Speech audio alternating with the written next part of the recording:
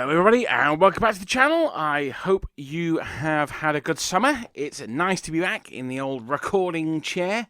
I should say the recording studio, shouldn't I? But that would make it rather grandiose. So I'm back in my recording chair.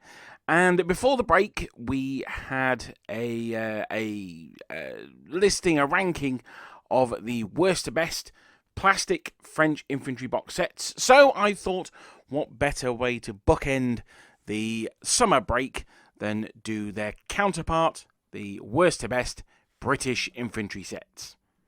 Now, I've started with these two because, they are the most bitterest of foes, but also because they have the widest range of different boxes.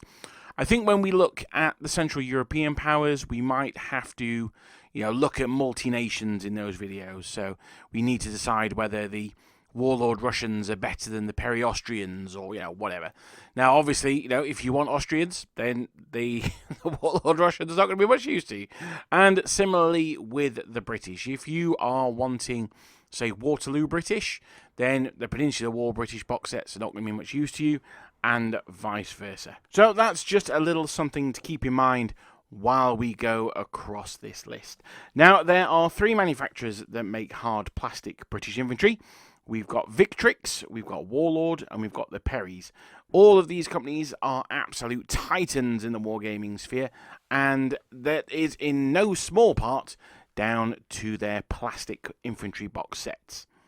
Between them, there are 9 boxes of infantry, although some of them are going to get paired off, and you'll see what I mean by that when we actually get into looking at them. So I'm going to preface this by saying that this is only my personal opinion. If you disagree, please let me know in the comments down below which one you think is the best. Please be respectful. If you disagree with my pick, then what would you say is wrong with my pick and what would you say is a better one? I'm going to try and explain my reasoning. I'm going to look at things like ease of building, cost, ease of availability, what you actually get in the box, and so on and so forth. So hopefully it'll give you an overall view, and it'll provide a bit of a review of all of the plastic British infantry boxes out there. And while I'm going to explain my reasoning, obviously you may put emphasis on things that I don't consider very important, or vice versa. I should also say as well that I am looking at these from a gaming perspective. I'm not going to criticise the historical accuracy or otherwise of these models. I can save that for a different video if you like. But this is more just about getting models on the tabletop that, resemble what we want them to do. Now, I should say in this case that, as with the French, I didn't mention it in the French video, although I might have done, I can't remember. I actually own every single one of these boxes, so I have built and painted all of these boxes, so I know something of what I'm talking about with these. Although that said, the Victrix ones in particular, you got a little bit more in the box when I got them than you do now. But there are pluses and minuses, and we'll go through those when we get to them. So, with all those rules, those caveats, those excuses out of the way, let's get on to the list. Now, I mentioned earlier on that we were going to double up in some cases, and this is indeed one of those cases, and it pains me greatly to say that in final place, someone's got to be in last place, and in last place are the Victrix Centre Company boxes. Now, they do 2 Centre Company boxes. They do, they do 3, sorry. They do Highlanders, so I'm not talking about those here.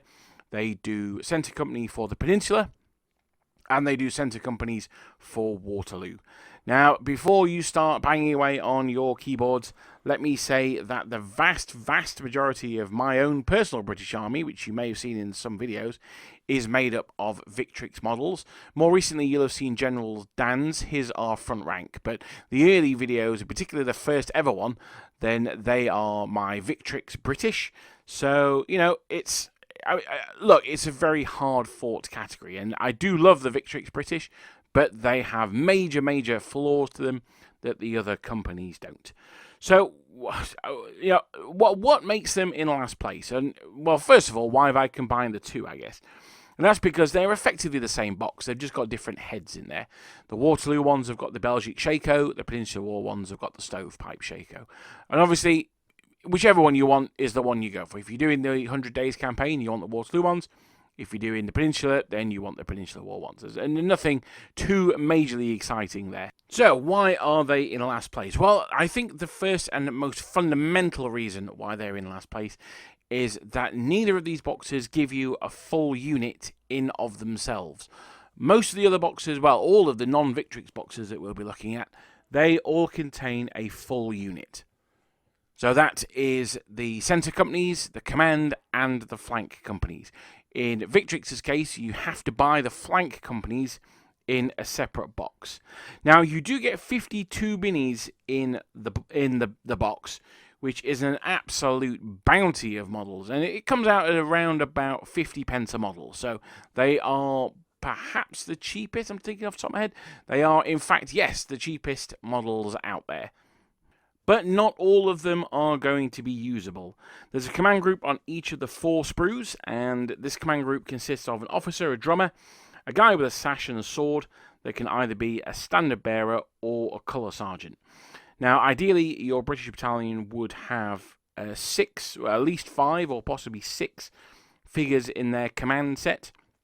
You'd want the officer, the drummer, the 2 standard bearers, 2 ensigns carrying the colours, and 1 or 2 colour sergeants to defend them. Although, I mean, you could get away with 1. So that's why you want 5 or 6 models. So we've only really got enough for 2 battalion. Well, 1 battalion, really, because we've only got 4 guys with the sword and the sash. So if we turn 2 of those into standard bearers, 2 of those into colour sergeants, then they've all gone. Now, there are ways around this. I converted the extra officers that you get into standard bearers. So, yeah, I mean, you can get around it. But, in fact, I'm probably going to do a Max Your Minis episode on Victrix, on a box of them, just so we can absolutely maximise what models we get out of the box and how we can put them together to get a number of different battalions. It's something that I spent a lot of time planning. That's the second problem with the Victrix, is that you've really got to plan in advance what you want to do in order to get the most out of them.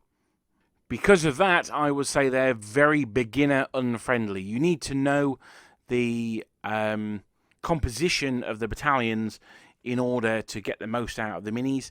If you just dive straight in, you're probably going to get unstuck somewhere. So that's another reason why, for me, they are in joint last place.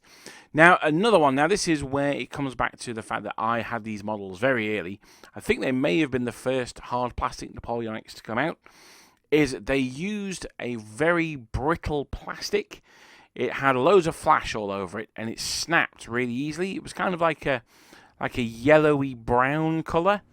And yeah, it was almost a bit like sort of tiffin. It would snap very, very easily. And although I would say that my models were almost certainly from the first production run, the mould lines on them were something else. I mean, in some cases, 0.5 millimetre, maybe even 1 millimetre.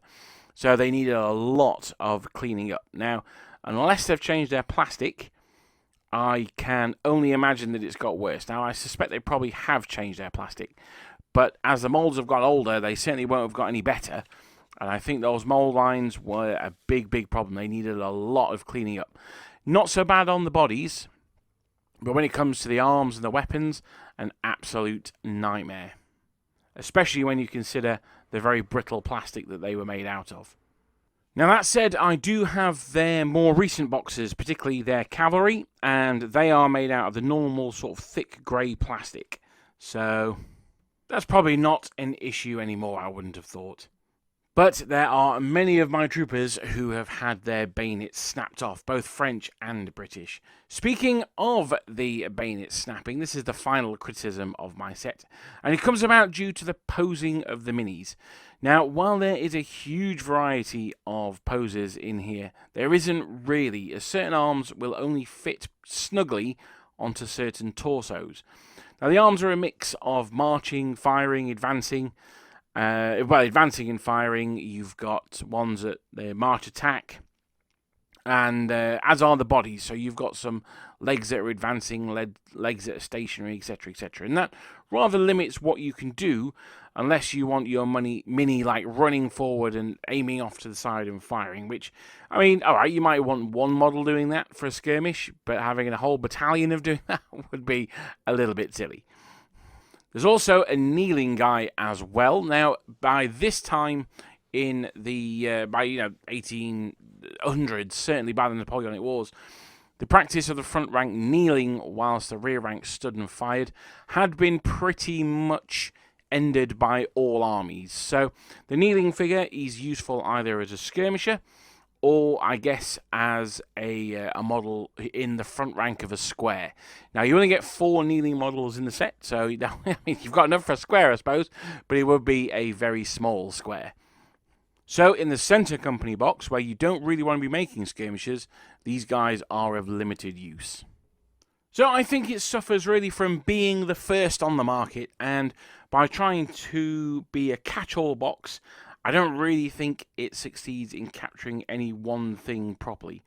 And that's a problem exacerbated by separating them into Waterloo and Peninsula war boxes as well. So, I mean, it means that if you have a local gaming store, you could be forced into a theatre that you don't particularly like because that's the one that they've got. Most of the other companies, well, no, that's not true. One of the other companies does put both options in the same box, so we'll get to those guys later. Now, admittedly, many of the issues that I've stated, the posing, things like that, they can be mitigated by buying multiple boxes, particularly if you're going to buy the flank companies. But again, I'm going to do a whole different video on how to get the most out of those. And the fact I have to do a video on it just tells you that it's not perhaps as simple as it should be. Now, I've been quite critical of them. I want to leave on a positive note. Firstly, Victrix have come a long, long way since these guys were brought out, but there's still a lot to like here. There is a huge variety of poses, as I say. If you're wanting a box for skirmishes, then for a skirmish game, then it's really, really good. I absolutely love the faces. They've got, they look quite caricature-y. They've got very deep cut detail and big bulbous noses, but that takes paint and washes in particular really, really well. So I really like their faces. There's also a bit of a sort of like a Toby jug look thing coming about them, and they were very popular at the time. So I quite like that. The other thing that I really like about them is the drummer is boy-sized. Now, most drummers in most wargaming sets are the same size as everyone else, but not for Victrix. They are much smaller than everyone else, but one thing I do really like about them, though, is that there's no child-sized head. So while the drummer is teenager-sized, he needs a man-sized head. So he looks like that kid from the Jetsons with the ginormous head. So that makes me chuckle as well. But it's a really nice touch, and the miniatures are really nicely detailed. But even going back as long as they still produce some really, really nice minis. You get a million spare parts on them, and the Waterloo ones are covered, but the Shako plates on the Peninsula War ones are really nicely detailed as well. So there's a lot to like about the Victrix set, but I would put it in last place because I think the negatives, unfortunately, outweigh the positives for them. So now we're going to move up to 5th place, and we are going to stay with Victrix, and we're going to go for their Highlander Centre company. Now, I mentioned it earlier on. Again, it does pain me to say this. Basically, everything I've said about the previous sets relies here, just with extra kilts. Now, they're slightly above the others for a couple of reasons. The first one being you actually get more models in the box. You get 60 models in this box for the same price. So that pushes the price under 50 pence a model. So these are actually, per model, the cheapest on the market.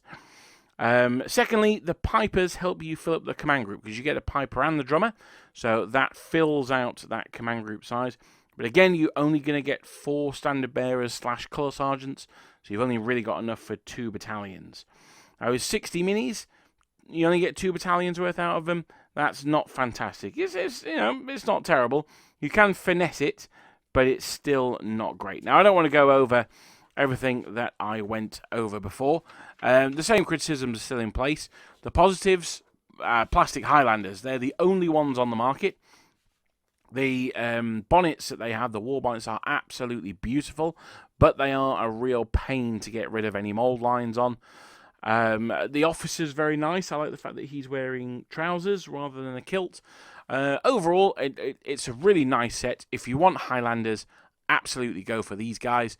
They are useful for both the Peninsula and Waterloo, so that's another reason why they're above the Centre Company box sets, because you can use them in any theatre. You can even use them in North America or even India as well. So they are a little bit more useful than either of the individual boxes that we've talked about previously. So with Victrix in last place, with Victrix in second to last place, can they claw themselves up the field? No, they can't. In third to last place are, now I'm combining all three of these, are the light company boxes, or flank company boxes as they're referred to. Now, there is a little hierarchy here. I think the Waterloo ones are at the bottom of the pile, with the Highlanders next, and the Peninsula War ones at the top. And that's not just because I have a problem with Waterloo. I will explain why I think the Peninsula ones are the more useful. Again, before we do that, though, all of the same criticisms and praises of the Highlander Centre Company or the Peninsula and Waterloo Centre Company boxes are in force. The difficulty building them, they are very, very fiddly. I didn't mention that. They are quite fiddly. And you need to know what you're doing and all that kind of stuff. Now, the reason why these guys are higher than the others is because you can make a unit out of these models. Now, you can't make a full unit out of the centre companies because you need the guys with the nests on their shoulders, the bird's nest they call them, the wings, in order to make the flank companies. Now, there were regiments out there and battalions that the whole battalion would have the wings on their arms, and these are the light battalions. Now, there's not a huge number of them out there, but you can make things like the Durham Light Infantry, the King's Own Yorkshire Light Infantry, the Oxfordshires, the ones who'd go on to take Pegasus Bridge, to name but a few. There was also Highlander light infantry regiments as well. I believe it was the 92nd, but I'm saying that off the top of my head, so if that is incorrect, then please let me know in the comments down below. I'm sure you would. Now, the only problem with them is that they wouldn't necessarily have drummers. They would be far more likely to have buglers for the light infantry units. But you can either get over that, or you can purchase some individual buglers. My choice would be, and well, it's not only my choice, it's what I actually did, was I bought some buglers from Eagle Miniatures. And the really good thing about that is, as with the drummers that I said before, these guys are quite small, actually, so they look more like kids. Although these ones do also have child-sized heads, which is an absolute bonus. Now, the reason that I say there is a hierarchy within the flank companies, and I say the Peninsula War ones are the most useful, that is because they were used for more skirmishing in the Peninsula than they were in the Waterloo campaign. Although, obviously, the light infantry would do, probably deploy half the battalion in skirmish order or whatever. But during the Peninsula, there is a far more opportunity for units to be doing light infantry stuff. And there are also more of them, basically. The Highlanders, as I say, they're useful. I'm actually going to do a video when I do the Maxi Minis. I'm going to recommend probably only buying the Highlander flank companies and not the centre companies. But we'll get onto that when we get onto that video. So, in how many sets I said there were? There were 9, weren't there? So, we've had a joint last place, and then we had a single one, so that's 3 down. So we are now in joint, 6th, 5th, and 4th place are the centre companies, the flank companies from Victrix. Now, you will be pleased to know that I will not be dumping on Victrix anymore on this video, because that is all of the Victrix sets out of the way. So I would say, by and large, avoid the Victrix infantry unless you have a reason for getting them. One of the reasons for which will be in a upcoming Max Your Minis video, where I'll show you how to get the best value out of what is a very cheap and very good value set. Right, so as I say, we have got Victrix out of the way, and Now we are moving into the podium positions. There are 3 sets remaining, 2 from Warlord and 1 from the Perrys. So in third place, what is it going to be? In third place, we have Warlord Waterloo British. Now, there are few reasons why they are in third place, as you would hope. I shall go on to explain why I have placed them here. And the first one is the price. At £27.50 for a box of 24, they are at £1.14 a figure. That is double what they are from Victrix, and more than double for the Highlanders from Victrix. So that is something to bear in mind, but what makes them better than the Victrix models, in my opinion? Well, firstly, they are a full unit in a box. Now, unfortunately, they come with a metal command group, not the plastic, but we'll talk more about those guys in a bit. And the right number of flank company guys in the box as well. You effectively get 4 sprues of 5, and each sprue has a flank company member in there. Now, the flank companies would be 2 companies out of 10, so 1 in 5, so that works out perfectly. And it gives you a ratio of 2 men per company, so you got 2 guys with the wings. So happy days. Well, 2 times 2. You also get some sneaky extras. You get the bases in the box, and you also get a sheet with a bunch of flags on. Now, I should say the early Victrix sets, the ones in the boxes, they also come with flags. So if you see the ones with the boxes, it's probably the not-so-good plastic, but you do get flags. So you pays your money, and you takes your chances there. Now, you get quite a generous number of flags, actually. Each British battalion had a very different flag to the others, not like the French, where it's just the number of the regiment in the corner. They were completely different colours. So it's quite nice that you get a good spread. You get 7 different regiments, and that is the King's colour and the regimental colour as well. So that's not nothing. 7 regiments, you're probably not going to have many more than that on the table, if I'm honest. Maybe you might do, but probably not that many more. Maybe up to 9 or 10.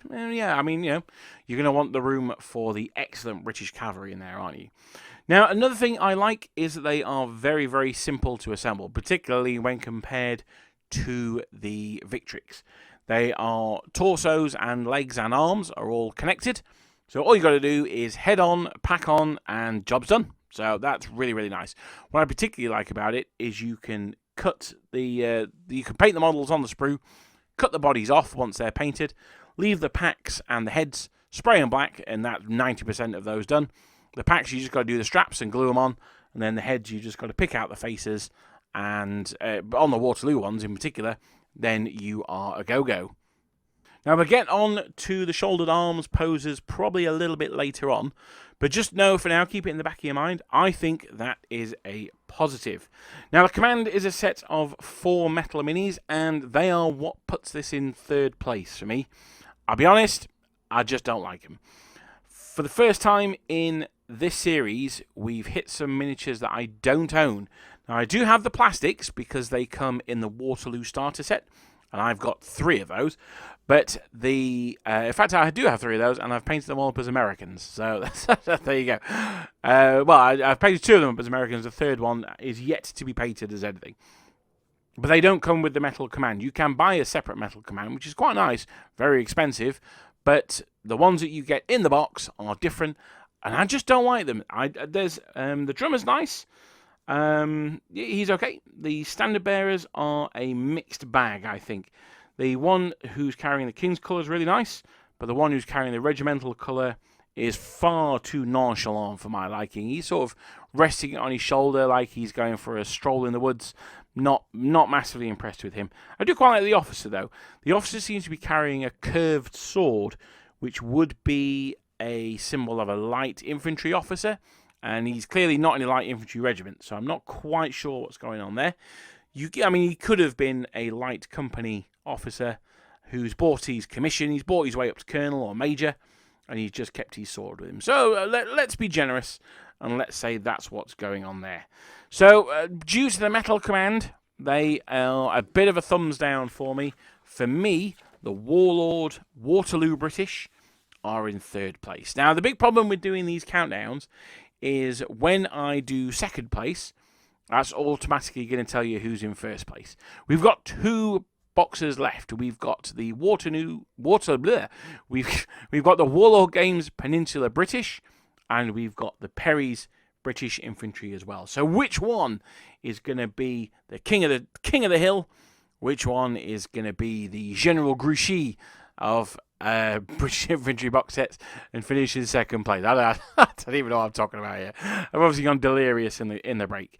So in second place, in silver medal formation, is, I'll be honest, this one's really, really hard for me to decide. But if I were recording this on a different day, I may have them the other way around. But in second place, I've buried the lead long enough, is British Napoleonic Line Infantry 1808 to 1815 from Perry Miniatures. Now I know you're already setting fire to your torches, getting the pitchforks out of the shed.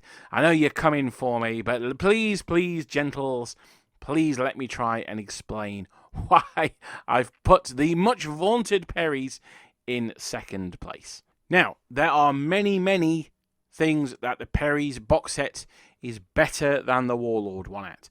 The first one is cost. They are less than half the price of Warlord at £22 for 40 minis. That makes them 54 pence each. You also get riflemen in the set. You get a really nice command group, including a lovely colour sergeant, something that's been missing from all the other sets. And this is something that can't really be overstated too much, is that you get the options for the Waterloo campaign and the Peninsula War in the same box. So it means that if you pick up a box O Perry's, then if you're doing the Peninsula or the 100 Days campaign, you are good to go.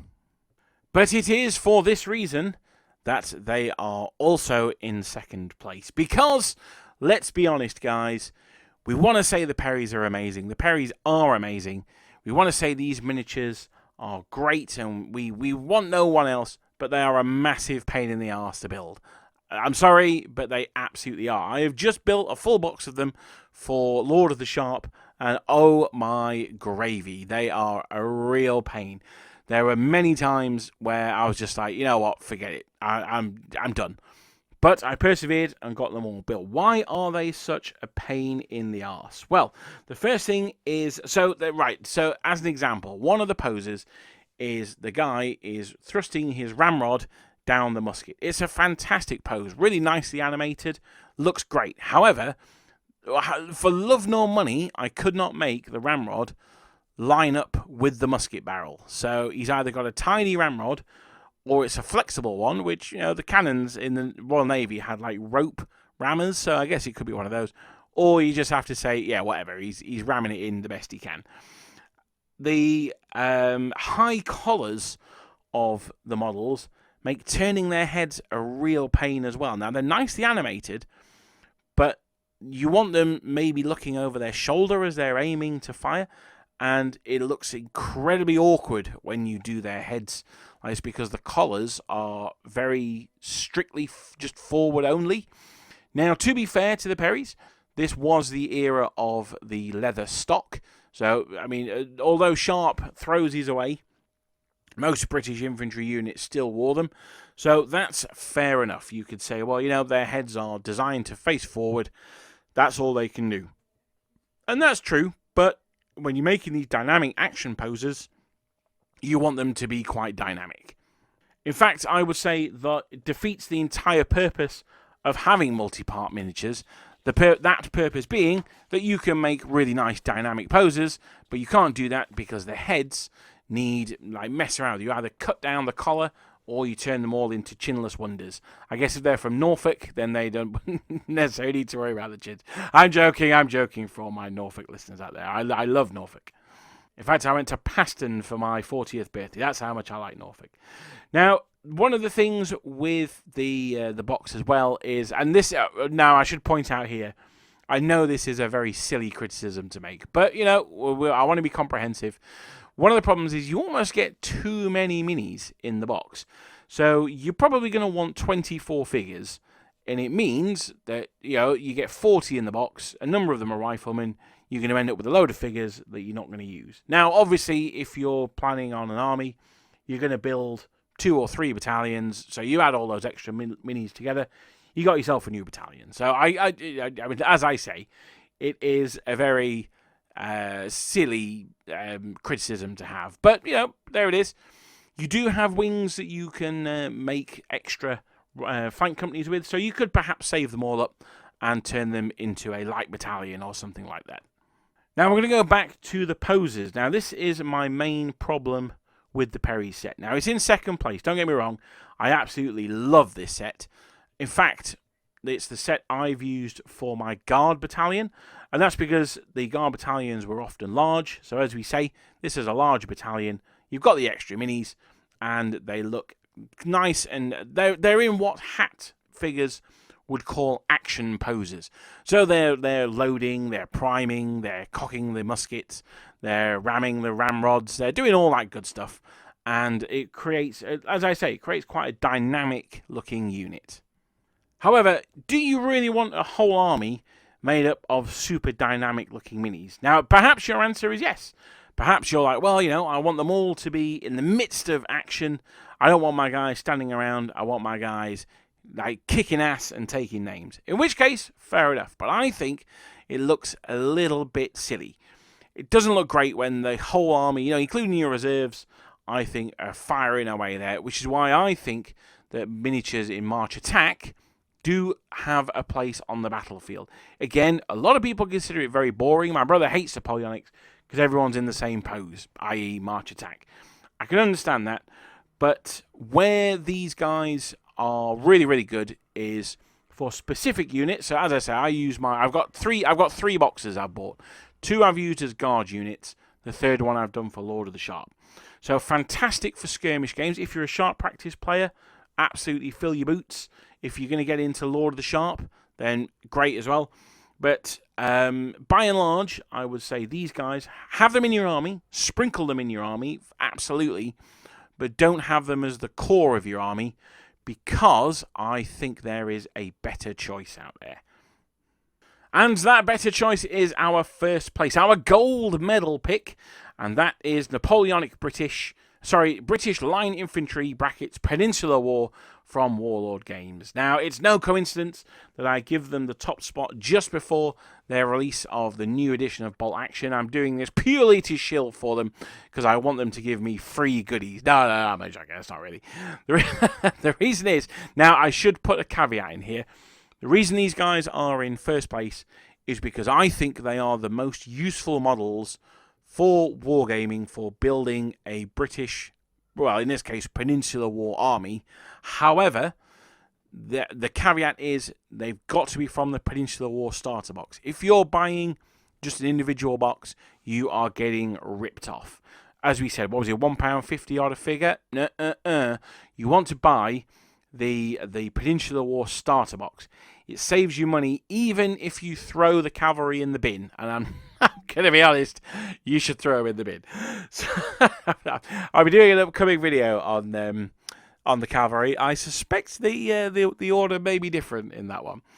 Now, they have all the drawbacks and the benefits of the Warlord Waterloo infantry. As I say, they're very easy to build.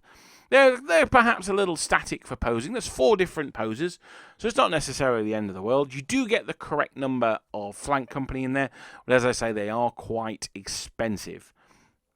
Now, the difference that they have with the Waterloo box set is in their command group. I think they are much, much nicer. Both ensigns have their flags flying high to inspire the regiment. The officer he's really nice. I really like him. And the drummer, he's in a pose that I've seen done in parades. I'm not sure if they would have done that in battle or not. It's cool when all the lights go out and you see the corps of drummers do it with like neon drumsticks. That's pretty cool. But I don't know if they would have done it in battle or not. But whatever. For this reason, they are above the Warlord Waterloo Brits for me. And because they got bike horns on, I think that's super cool. Now, they squeak ahead of the Perrys in general because I find them much easier to build. And I think they just look better en masse on the tabletop as well. Another thing as well that I should point out is because they're in March Attack, they are much easier to paint. There's nowhere that's obscured by an arm or a musket butt or anything like that. They are much, much easier to get to all the lacing and the straps and all that stuff.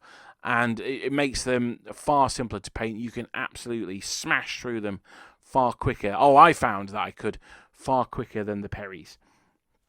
So for me, the reason why they beat the Perrys is I think they look better en masse, and they have a much nicer command group than the Waterloo set, even if it would have been even better with a colour sergeant.